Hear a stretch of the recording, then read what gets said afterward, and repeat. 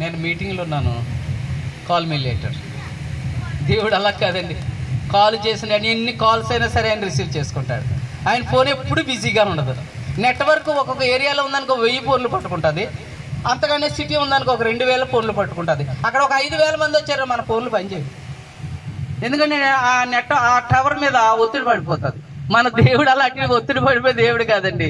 మొత్తము ప్రపంచానంతటినీ కూడా వారి యొక్క ట్రబుల్లో నుండి, వారి ఇబ్బందుల్లో నుండి, వారి ఇరుకుల్లో నుండి వారిని విడిపించే శక్తిమంతుడు. హల్లెలూయా. ఉన్నవారిని గాని, లేని వారిని గాని, చదువు లేదని గాని, బలము లేదని గాని, ముసలివారని కాని కాదు, అన్నవలే ఒక నిబంధన చేసుకుని, ఒక తీర్మానం చేసుకుని మొరపెట్టినట్లయితే నీ మొర వింటాడమ్మా, నా మొర వింటాడా? అనుభవం నేను చెప్తున్నాను. మోకరిస్తావా? మోకరించి ప్రార్థన చేస్తావా? దేవునితో ఐక్యమైపోతావా? నీ యొక్క మనసులో ఉన్నదంతా ఆయన వింటున్నాడని నువ్వు నమ్ముతావా? నువ్వు సిగ్గుపడకుండా ప్రార్థన చేస్తావా? నీ గురించి ఆయన సిగ్గుపడడు. అందుకనే అంటది, ఇవన్నీ జరిగిన తర్వాత అన్న ఏమంటదండి, 2వ అధ్యాయంలో 2 వచనాలు చదువుకున్నామండి, ముగించేద్దాం. ఎంత బలముతో, ఎంత శక్తితో ఆ యొక్క 2వ అధ్యాయంలో చెబుతుందో ఒక్కసారి గమనించండి అమ్మ. ఇక్కడ స్త్రీలే, ఎక్కడ చూసినా స్త్రీలే ఎక్కువ ఉంటారు. ఎందుకంటే దేవుడు కూడా స్త్రీలకే ఎక్కువ ప్రాధాన్యత కూడా ఇచ్చాడు. యెహోవా వంటి పరిశుద్ధ దేవుడు ఒక్కడునూ లేడు.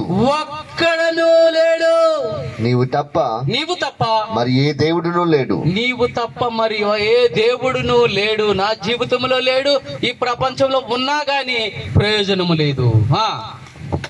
మన దేవుడి వంటి ఆశ్రయదుర్గం ఏదీ లేదు. మన దేవుడు వంటి ఆశ్రయదుర్గం. ఆశ్రయదుర్గం అంటే మనకు కష్టం వచ్చినప్పుడు ఆయన సన్నిధికి రావడానికి.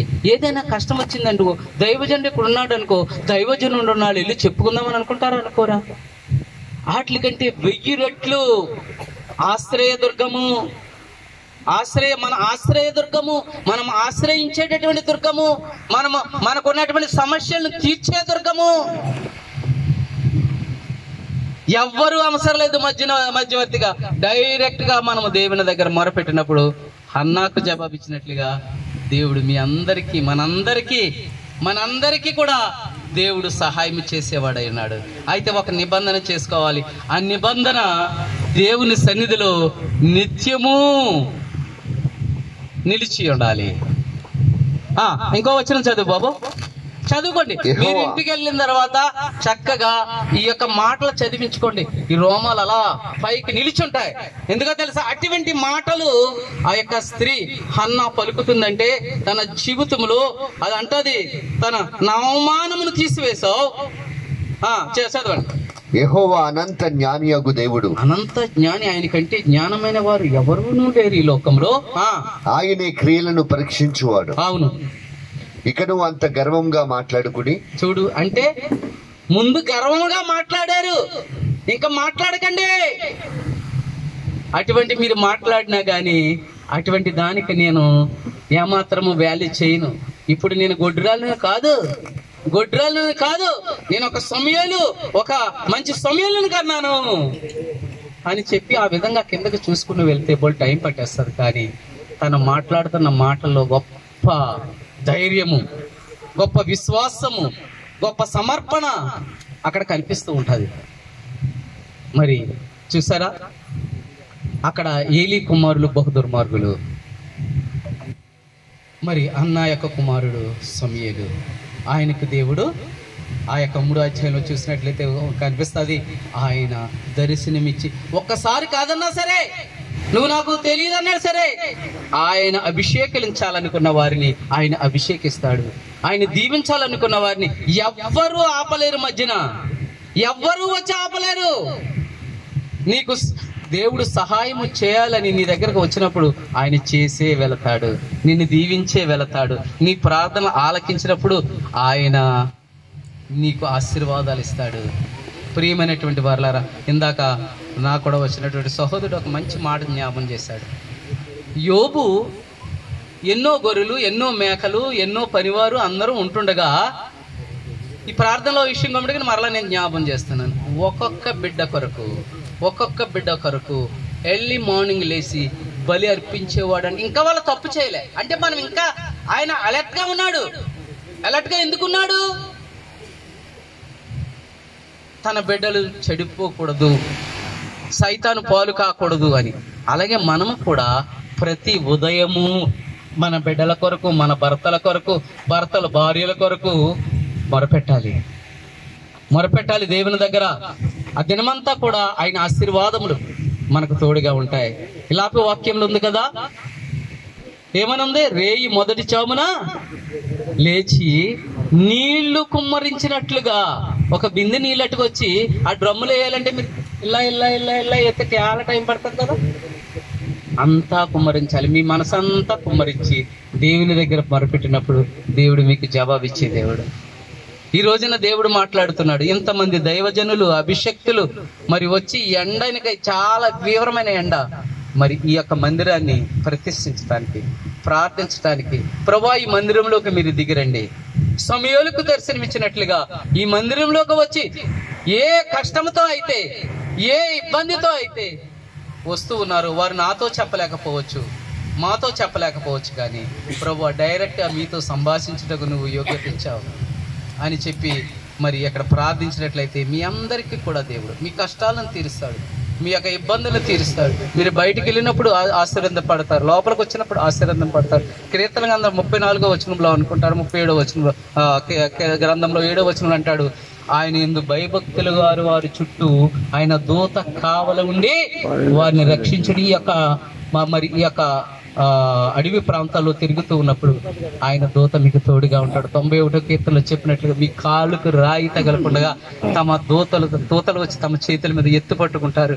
ప్రియమైనటువంటి వారులారా, యేసయ్య మనకు అభయం ఇచ్చే దేవుడు, ఆశీర్వదించే దేవుడు, మన కోరికలను సిద్ధింపచేసి మన ఆలోచన యావత్తు సఫలపరిచే దేవుడు. 165వ కీర్తనలు అంటాడు, ప్రార్థనలు ఆలకించువాడా సర్వ శరీరులు నీ వద్దకు వచ్చెదరు. ఆయన ప్రార్థనలు ఆలకిస్తాడండి. ఈయన ఒక్కరికే దేవుడు కాదు, అందరికీ ప్రభువు, అందరినీ ప్రేమించే దేవుడు అని తెలుసుకుని ఇదే సువార్తను మీరు మీ చాటి వారికి తెలియచేయండి. ఈయన అందరికీ ప్రభువు. ఈయనతో మనం మాట్లాడుకున్నప్పుడు మన కష్టాలు తొలగిపోతాయి, మన ఇబ్బందులు తొలగిపోతాయి, మన బిడ్డల యొక్క ఇబ్బందులు జరిగిపోతాయని మీరు చెప్పినప్పుడు దేవుని సన్నిధికి వచ్చి దైవజనులు అనేటువంటి వారు ఆ యొక్క మాటలు వినిపించినప్పుడు దేవుడు వారితో మాట్లాడతారు. ఇది మన పని అయి ఉన్నది అని మీ అందరికీ తెలియజేస్తూ, మరి నాకు ఈ సమయం ఇచ్చినటువంటి మరొకసారి నోవా గారిని బట్టి నేను ఎంతో వందనాలు తెలియజేస్తూ ఉన్నాను. అలాగే మా పాస్టర్ గారు, వారిని పొగుడుతున్నానని కాదు కానీ ఇందాక పాస్టర్ గారు అంటున్నారు వారికి వీళ్ళు పాస్టర్ గారు సార్ అంటున్నారు, అయ్యా ఈయన ఊరి మీద తిరిగి వస్తాడు, నా ఇంటికేమో వర్షం, ఆ కిటికీలు తలుపులు లేవు. నిజం మాట చెప్తున్నానండి. ఏమండి, వీరి ఆలయము ఒక ఆలయం ఉంది, ఇలాగే ఉండేది. నేను కూడా ఆలయానికి అప్పుడప్పుడు ప్రార్థనకి వెళుతూ ఉంటాను, వస్తూ ఉంటాను. ఎవరిని ఏమీ అడగడండి ఈయన. నా భార్య ఒకరోజు నాతో కూడా ఆ ఆలయానికి వచ్చింది. మేము మా యొక్క వేరే ఆలయము అప్పుడు అన్నది, ఏమండి ఈ ఆలయం ఇలా ఉందేంటి? అయ్యా ఇలా ప్రభాకర్ రావు గారు అయిందా, సరే, మరి మీరు ఎవరో ఈ ఆలయానికి ఏం చేయలేదా? ప్లాస్టింగ్ లేదండి, ఇలాగే ఉంది, సేమ్ ఇంతే. అంటే ఆయన గురించి అర్థం అవడానికి చెప్తున్నా. ఆయనతో అంటాడు, దేవుడే చూసుకుంటాడండి. దేవుడు ఆయన సమయం వచ్చినప్పుడు ఆ పనిని పూర్తి చేస్తాడు. ప్రియమైనటువంటి గుర్తు చేసుకోండి, వారు ఏదో తెల్లబట్టలు వేసుకుని వస్తున్నారని చెప్పి వారికి కార్లు లేవు, లేకపోతే ఏసీ రూములు లేవు. కానీ దేవుని కొరకు ఒక తపన, దేవుడు పెట్టినటువంటి పనిని ఇక్కడ ఉన్నటువంటి దైవజనులు అందరూ కూడా ఆ పనిని పూర్తి చేయాలి. 17 యోహాను సువార్త 17వ అధ్యాయంలో యేసుక్రీస్తు ప్రభు వారు చెప్తున్న మాట అదే, నువ్వు నాకు ఇచ్చిన పని ముగించాను అని. ఆ ప్రార్థన చదువుకోండి ఒకసారి, యోహాను 17వ అధ్యాయం. ఆమేన్, హల్లెలూయా. సంపూర్ణముగా నెరవేర్చారు యేసయ్య. ఆయనే మనకు మార్గము, ఆయనే మనకు దిక్సూసి. మరి మనం ఈ లోకంకి ఎందుకు వచ్చామో ఒకసారి గుర్తెరిగి ఆ పనిని మనం ముగిందాం. దేవుడు మనకు ఆశీర్వాదాలు అనుగ్రహిస్తాడు. మరలా ఆ యేసయ్య ఉన్నటువంటి, లేకపోతే మన ప్రభువు మన తండ్రి ఉన్నటువంటి ఆ సియోనులోకి మరి మనం వెళ్ళాలి. అదే అధ్యాయంలో కింద అంటాడు, కింద మాట కూడా చదవండి, ఒక అధ్యాయం 24వ వచనంలో కింద, యేసుక్రీస్తు ప్రభు ఈ లోకంలో ఉన్నప్పుడు కొంతమంది ఆయన హేళన చేశారు.